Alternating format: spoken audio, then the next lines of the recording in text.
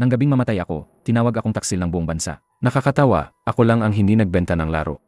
Akala ko dati, malilinis ng goal ang pangalan ng isang tao. Pero nalaman kong mas mabilis ang mga kamera. Mas mabilis ang mga headline. Ang kasinungalingan ang pinakamabilis.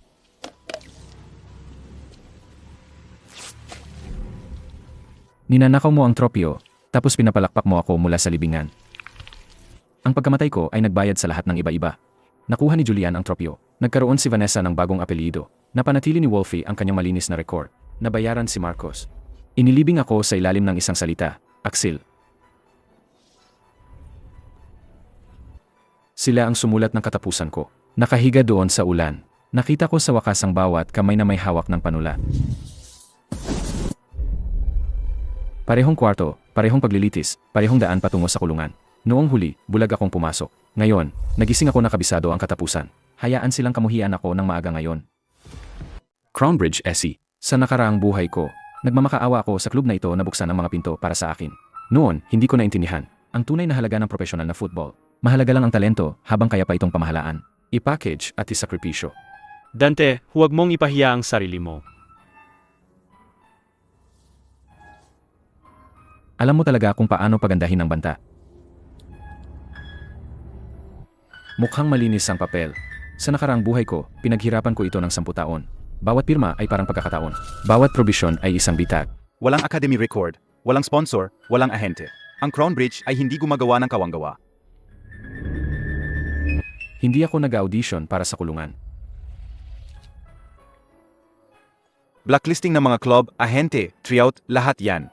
Ang blacklist sa football ay hindi kailangan ng tinta. Isang tawag, isang chat ng ahente. Isang tahimik na tawa mula sa tamang scout.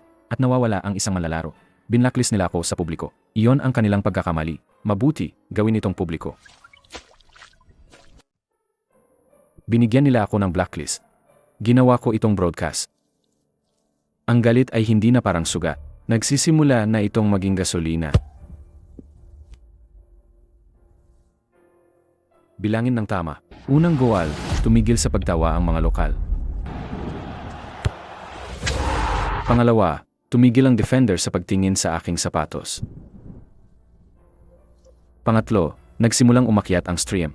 Pang-apat, inabot ng scout ang 7. Panlima, napagtanto niyang hindi niya kinukunan ang aking pagbagsak. Kinukunan niya ang sarili niyang pagbagsak. Sino ang nagturo sa'yo? Malalaman mo rin. Kilala ko ang ngiting iyon. Lumilitaw iyon bago ang bawat pagtataksil. Ngayon, sa unang pagkakataon, nawala iyon sa mukha ni Julian. Paano siya gumagalaw ng ganito kabilis?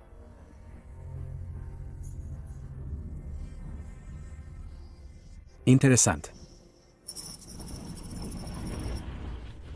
Hindi nagsinungaling si Vanessa tulad ng ibang tao. Ginawa niyang parang imbitasyon ang mga kasinungalingan. Noong huli, napagkamalan kong pag-ibig ang kanyang haplos. Ngayon, nakita ko ang telepono, ang kontrata at ang presyo. Pumirma ka sa akin, Dante. Kaya kong gawing maganda ang ingay. May mga patibong na mahal ang amoy. Palaging ganoon kay Vanessa. Akala niya, maalala ko ang pag-ibig sa hawak niya. Ang naalala ko lang ay ang anggulo ng halik niya kay Julian. Hayaan mong ayusin ko ang imahe mo bago kanila sirain. Namatay siya na nagtitiwala sa'yo. Sa susunod, gumamit ka ng mas magandang anggulo. Lahat gustong sumali sa kampyon. Mas alam ng mga patay. Ang mga kampyon ay may may-ari. Ang mga guho ay may espasyo. Ang Iron Field ay sira, mahirap, marumi. Sapat lang ang pagiging ayaw. Matatalo sa Sabado. Magbayad sa Lunes o bubuwagin namin.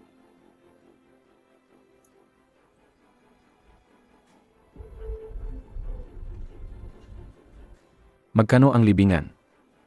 Sa nakaraang buhay ko, tahimik na nawala ang Iron Field. Walang nag-imbestiga. Ang mahihirap na klub ay namamatay sa nakakainip na paraan. Utang, pinsala, peking sponsor, at katahimikan. Paano mo nalaman ito?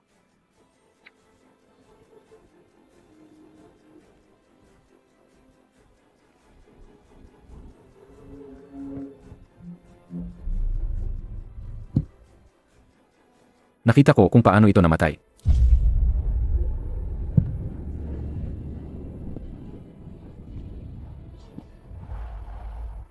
Hindi ako sumasali sa mga kampyon. Ako ang gumagawa sa kanila.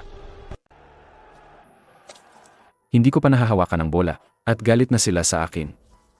Ang sakit ay hindi na espesyal pagkatapos kanitong patayin minsan. Ganoon din ang paninira. Pakinggan mo ng matagal at magiging ritmo ito.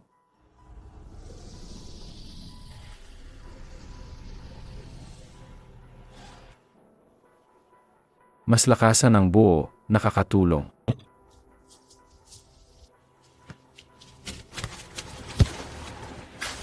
Hindi nila ako ipapasa, kaya kinuha ko ang bola mismo. Bawat insulto, mas lumilinaw ang bawat tira.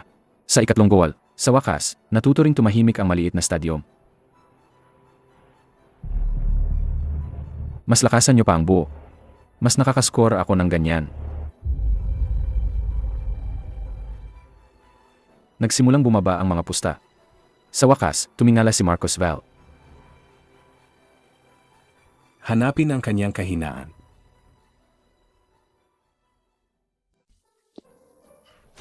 Ang mga pagkabigo ng Iron Field ay hindi kailanman nagkataon lang. Bawat pagkakamali ay may bumibili.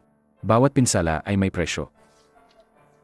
Sa profesional na football, ang pinakamaruming kontrata ay karaniwang nasa pinakamalinis na folder. Bumili ng tuhod, referee, pamilya.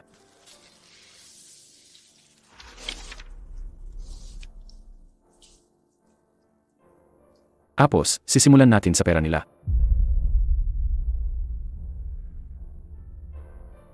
Ang mga taong tulad ni Marcos Val ay hindi nagpaparumi ng kamay. Hinahayaan nilang iba ang magdugo habang malinis ang kanilang mga napkin. Pwede nating i-pressure ang goalkeeper.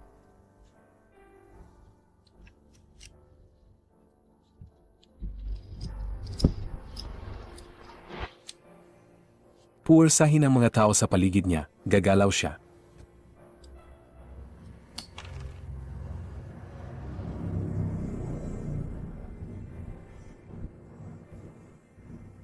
Tingnan natin kung ano ang pinoprotektahan niya. Hindi lang goal ang binabantayan ni Rex Calder. Binabantayan niya ang tanging taong kaya paring abutin ng red line. Sa kulungan, ang mga penalty ay hindi nakakakuha ng palakpak. Sila ang nagdedesisyon kung sino ang makakatulog ng ligtas sa gabing iyon. Maliitin mo at magkakaproblema ang kapatid mo.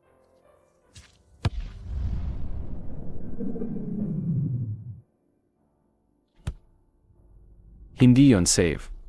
Iyon ay survival.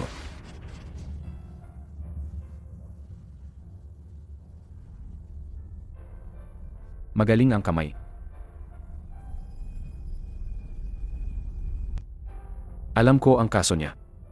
Alam ko ang sugat niya. Alam ko ang isang pangungusap na gusto niyang marinig. Pero si Rex, hindi siya kumakain ng awa. Nakikinig siya sa presyo. Ang ika-13 penalty. Sinabi nilang itapon mo, tumanggi ka. Linisin mo ang pangalan ko. Babantayan ko ang goal mo. Deal. Kapag hindi ka na mabibili ng pera, ang takot ang kumapali.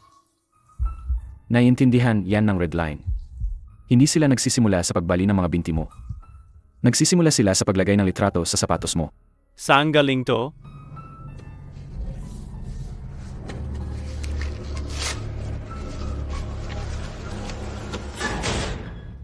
Para sa mga lalaking naniniwala pa ring panalo ang kako. Hinayaan kong isipin nilang nasa bulsa na nila ang laban. Kailangan ng oras para umalsa ang kasakiman. Habang lalong nagiging pula ang linya, mas lalo silang kumakapit dito. Hinayaan ko silang magsalita. Hinayaan ko silang tumaya. Hinayaan kong tumaas ang presyo.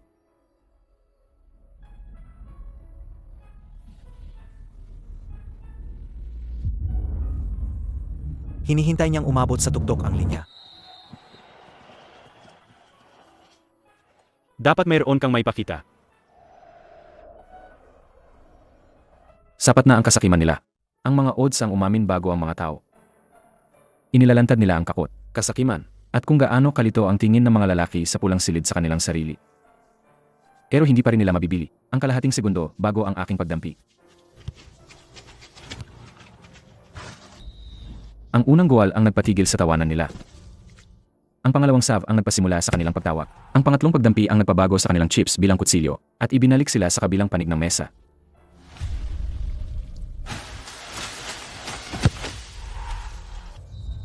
Tumaya sila sa takot ko. Pusta ko ang kayabangan nila. Ngayong gabi, ipinakita ko sa kanila kung ano ang mangyayari kapag ang gastos sa pag-ayos ng laro ay lumampas sa kontrol.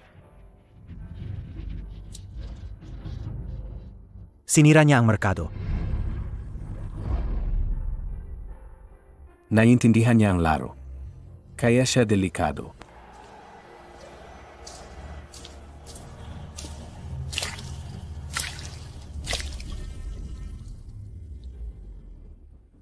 May mga nasisira dahil sa tackles.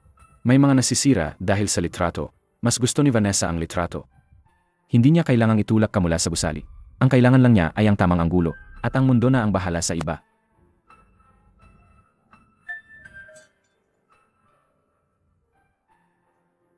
Ang tamang babae ay kayang magbukas ng bawat pinto sa syudad na ito. Isang masamang litrato, kayang isarang lahat.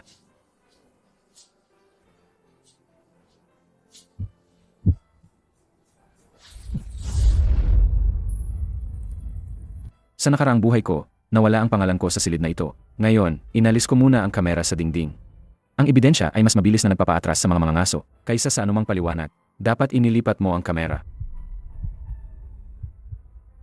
Sino ka?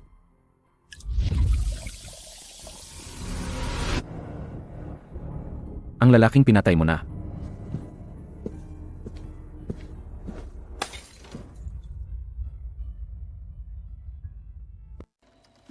Sa araw, nagbebenta si Vanessa ng mga pangara.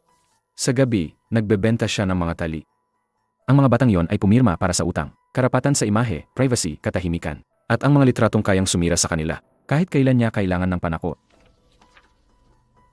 Ang mga batang ito ay pumirma sa mga kulungan. At abo. Tiningnan ako ni Mara, na parang nagdedesisyon kung may karapatan pa ba ako, na tawagin ang sarili kong biktima. Gusto ng mga investigative journalist na malinaw na sagot, pero ang football hindi kailanman nagbibigay ng malinaw na sagot. Hindi ka nagsasalita na parang inosenteng tao. Ang mga inosente, nababaon din.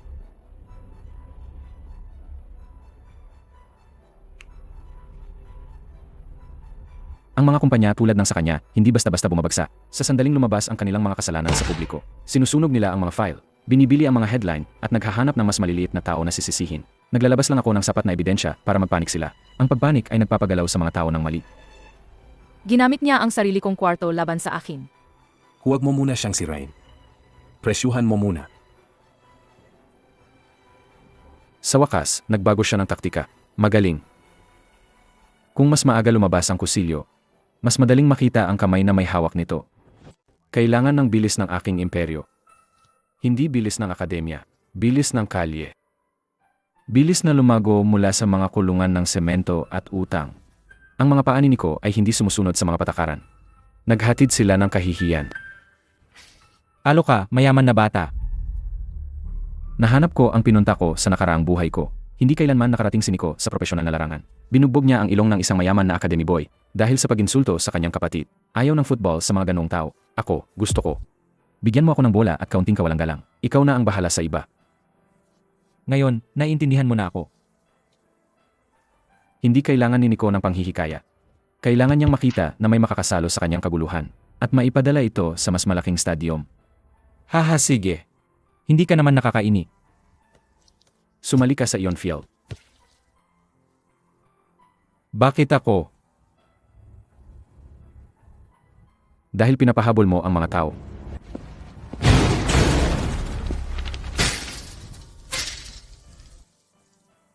Nico Varga, kailangan ng bayaran ang utang. Bawat halimaw, dapat may kasamang ilang mga ngaso na sapat ang katangahan para sumunod. May utang si Nico sa mga taong naniningil ng interes sa buto. Si Silas Hunt ang kanilang kolektor. Tinitingnan niya ang mga tao tulad ng pagtingin ng mga defender sa mga butas. Ang kanyang katahimikan pa lang, umaatras na ang mga tao. Ang tagal mo nang tumatakbo. Dribbling ang tawag ko diyan. Ang utang ay nagpapayuko sa talento. Ang takot ay nagpapabagal sa bilis. Hindi ko hahayaang masira si Nico dito. Isang cage match. Ang mananalo, kukunin ang utang.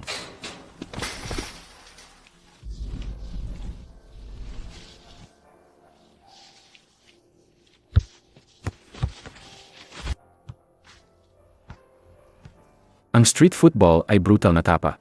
Totoo ang mga sunto. Totoo ang ulan. Totoo ang utang. Gayon din ang katahimikan pagkatapos ng goal. Hindi ka natatakot sa utang. Nakabayad na ako minsan. Naintindihan ni Silas. Ang mga taong tulad niya ay hindi naniniwala sa mga pangako. Naniniwala sila sa mga suga. Ang akin ay mas tapat kaysa anumang kontrata. Akala ng media, ililibing nila kami. Nakita ko itong libreng advertisement. Isang goalkeeper na biktima ng frame. Isang winger mula sa rooftop cage.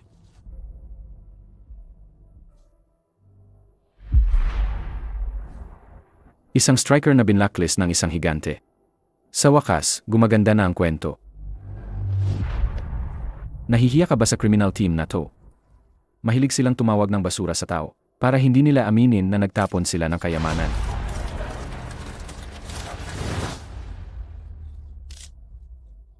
Ako ang nahihiya na sinayang sila ng football.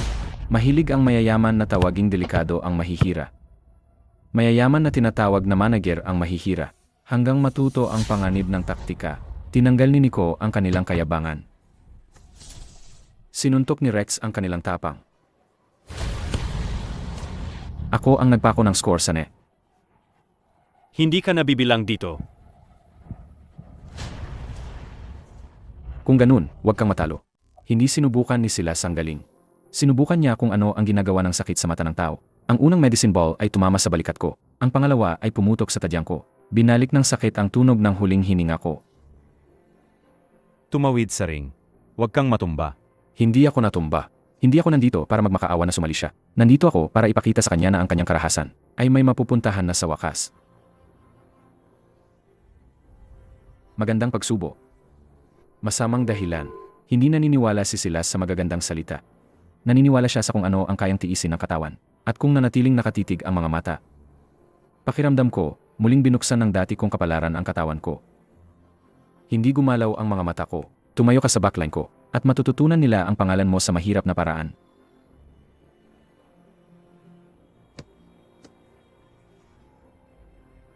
Magsinungaling ka, babasagin ko ang buto. Isang pader ang sumama sa aking imperyo. Mula ngayon, sinumang minamaliit ang Iron Field. Kailangan muna siyang harapin.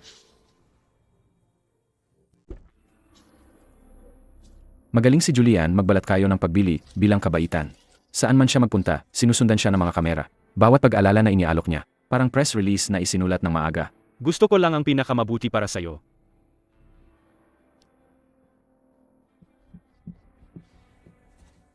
Ang lalaking ito, amoy pera at masamang pabango. Hindi ko sila pinigilang sumago. Ang katapatan ay nangangailangan ng tukso bago mo malaman ang halaga nito.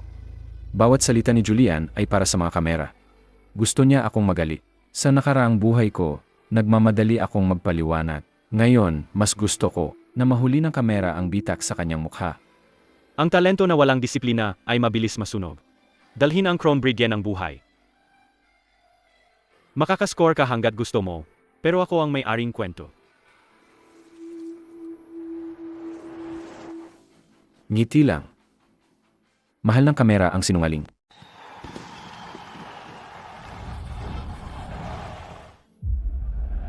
Tinawag nila itong friendly. Tinawag ko itong libing para sa reputasyon. Ang mga ilaw ng Crown Bridge ay napakaliwanag, walang makakita sa bulok sa ilalim. Ngayong gabi, hihiwain ko ang Diyos.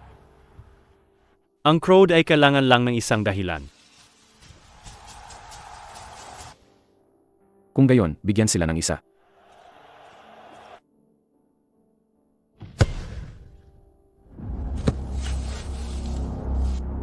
Isang tao ang sumira sa kanilang kalamangan. Isang tao ang dumurog sa kanilang hiyawan. Isang tao ang naglagay sa kanilang opensa. Sa takot. Pinatalo ko si Julian sa harap ng kamera sa basurang. Kinutya niya. Masyado kayong nagdiwang ng maaga.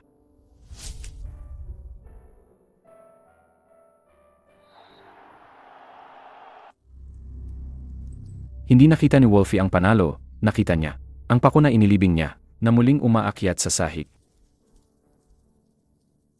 Ipasok siya sa national camp. Ang national call-up ay dapat maramdaman na karangalan. Ang isang ito ay may mga kamera nang naghihintay sa labas. Sabihin ang at pumasok ako sa bitag ni Wolf. Sabihin ang hindi at mayroon na silang headline. Ang malinis na imbitasyon ay perpektong lugar para magtago ng maruming kusilyo. Bitag yan? Alam ko. Pero may halaga ang mga bitag. Pinagsasama nila ang mga naglagay nito sa isang silid. Kaya ano na ngayon, boss? Papasok ako ng nakangiti. Mas malinis ang hangin dito kaysa sa Crown Bridge. Mas malamig din. Ang National Dressing Room ay may karangalan, badge, sakripisyo. At ang sanhi ng aking kamatayan sa nakaraang buhay ko. Welcome home, kapatid. Kapatid, mula sa bibig niya, ang salita ay laging parang asukal sa kutsilyo.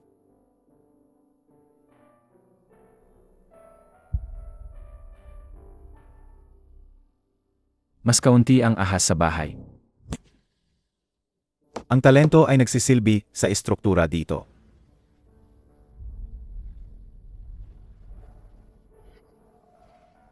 Kung gayon, mas mabuting matuto ang estruktura na umiscore.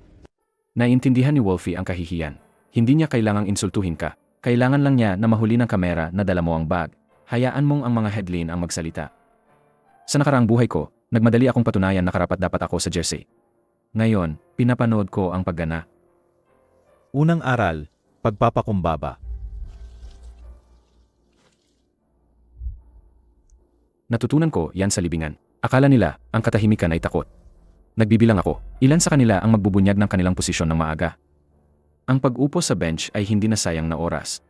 Mas malapit ito sa tactical board, at mas malapit sa ugali ng tao.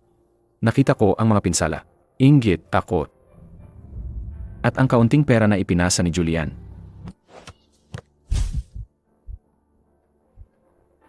Oops. Subukan mo ang bukong-bukong sa susunod. Iyon ang binayaran niya.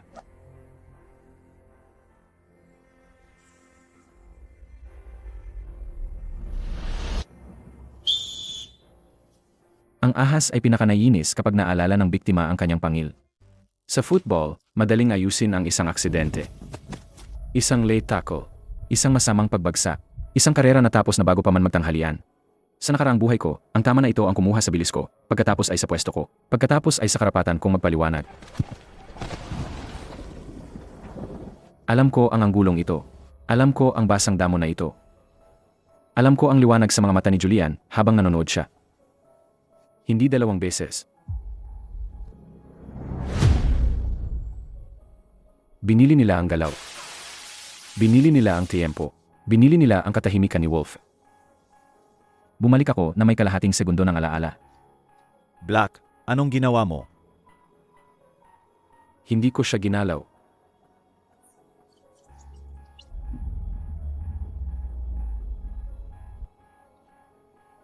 Buksan ang locker niya. Paparating na ang maliit na kasinungalingan. Bawat malaking paninira, sinasanay muna ang publiko sa maliliit na ebidensya. Ang unang kasinungalingan ay laging mali. Isang piraso ng papel. Isang linya ng odds. Isang anggulo na malinis para sa mga kamera. Kapag natuto ng maniwala ang tao sa maliit na kasinungalingan, kayang pumatay ng malaking kasinungalingan sa liwanag ng araw. Dante, tumataya ka ba sa mga national match? Umayos ka na lang.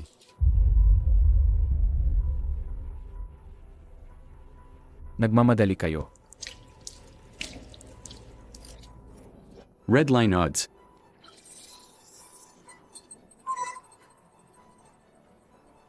Peke ang slip na yan. Maling papel, maling tinta.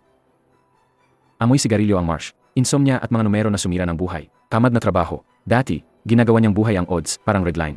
Sa bawat bulok na sistema, may nakakaalam kung saan nagtatago ang dugo. Sa likod ng matematika. Masyado kang maraming alam. Daddy, pinagsisinungaling ko ang mga numero. Hindi ko kailangan ng malilinis na tao. Kailangan ko ng isang tao na alam kung saan nanggagaling ang maruming tubig. Tapos, papagsalitain sila ng totoo. Hindi mahal ni Theo ang pagsusugal. Mahal niya ang mga pattern. Ang ibang tao, pinapanood ang galaw ng mga manlalaro. Siya, pinapanood ang paggalaw ng odds. Kung saan gumalaw ang mga numero, may kasinungalingan doon. Gumagalaw ang pustahan bago umamin ang tao. Hindi gumagalaw mag-isa ang pera. Bawat transaksyon, may kamay. Bawat kamay, may mukha. Ang mukha lang ang kailangan ko. Sino ang nagbebenta ng laban bukas? Isang referee.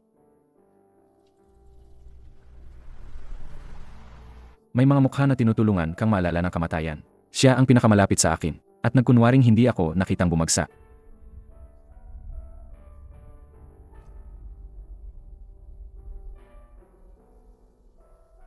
Kilala mo siya.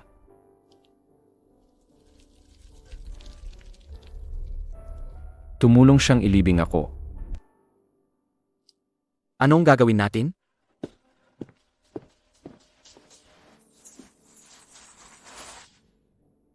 Hayaan siyang mandaya.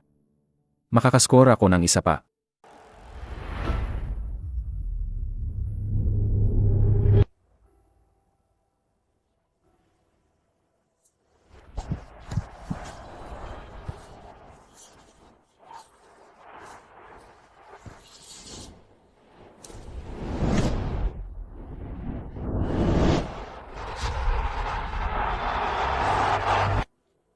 Sinusubukan pa ring talunin ang sipol.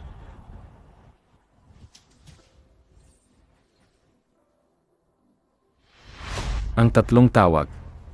Makakaskora ako ng 4. Ang isang goal ay parang testimonya. Kung mas malinaw, mas malakas ang impact. Hindi pa nadidikit ang sipol ng referee sa labi niya. Nasa net na ang bola ko. 4 na yan. Hindi ako nagmamadaling ibagsak siya. Kailangan pang lumaki ang ebidensya. Kailangan pang lumakas ang gali.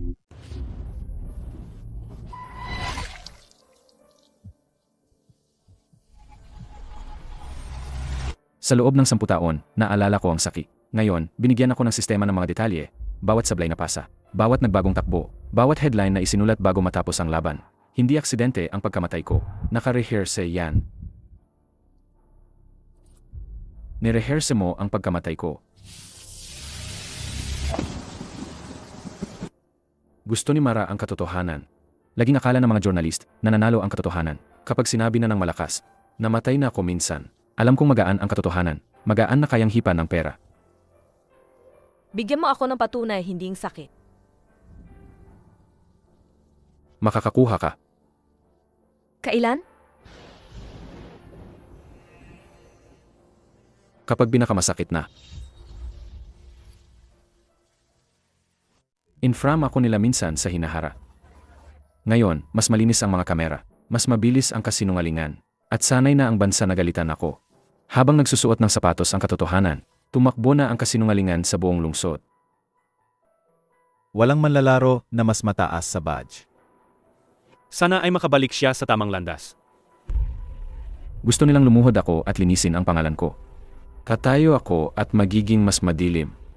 Pinakamagaling si Vanessa sa pagbibigay ng bulaklak sa mga lalaking nakatayo sa guho. Siya ang nagpasimula ng apoy. Pagkatapos ay dumating sa itim na dami para sabihin na siya lang ang makakapagligtas sa iyo. Naniniwala ako sa lapit na yan minsan. Ngayon, mas mahal lang na kontrata. Kaya kung gawing gusto ka nila ulit. Sinubukan ko ang pag-ibig, mas kumikita ang po. Laging nag-isa ang mga lalaking katulad mo. Ulit.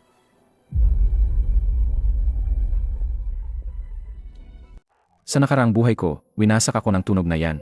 Ngayon, ito ang nagbukas ng pinto. 80,000 tao ang tumatawag sa akin na taksil. At bawat salita ay nagdagdag ng gasolina sa sistema. Ang maskara ng kontrabida na ibinigay sa akin ng mundo ay nagsisimulang maging korona. Naririnig mo ba yan? Ikaw yan. Yan ang script mo.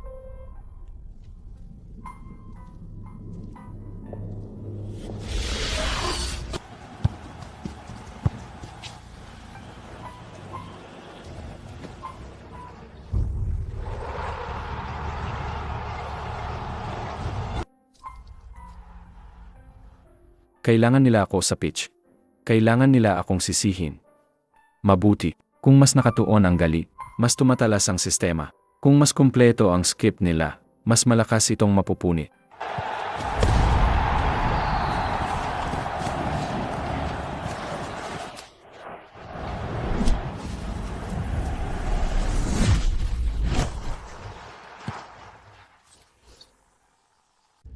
Huwag kang lumaban, Judas.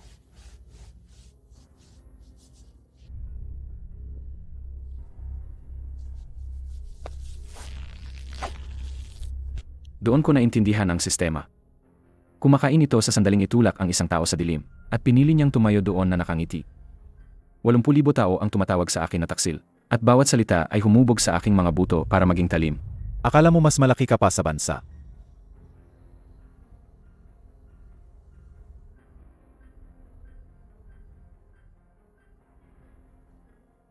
Hindi ko ito ibinenta.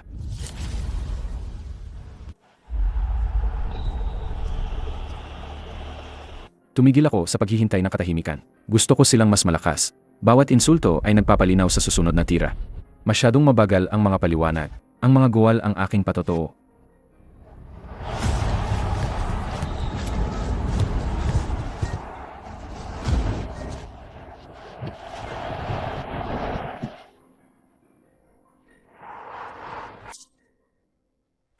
Kailangan ni Mara ng bintana.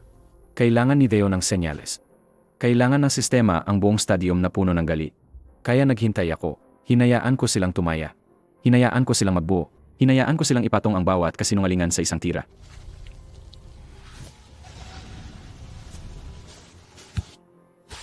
Ang normal na goal, nagpapabago ng score. Ito, nagpabago ng kasaysayan.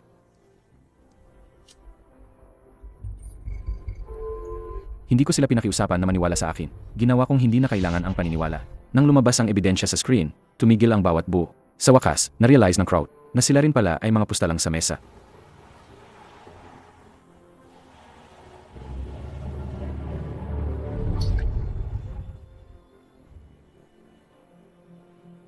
Plinano Moto. Dapat sinigurado mong nanatili akong patay. Patayin ang broadcast.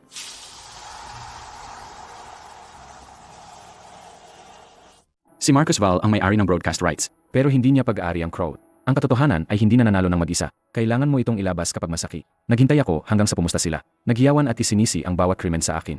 Tapos, binaligtad ko ang mesa sa isang tira. Nagsasabi ng totoo si Dante. Sa wakas, nakita nila ang katotohanan. Hindi ko na kailangan ang huli nilang inosensya.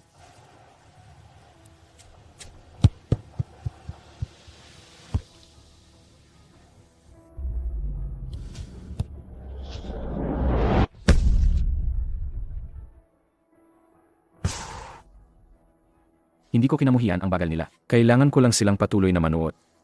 Dante. Dante. Ang cheers at buhos, mas magkatunog kaysa sa iniisip ng mga tao. Ingay lang yan.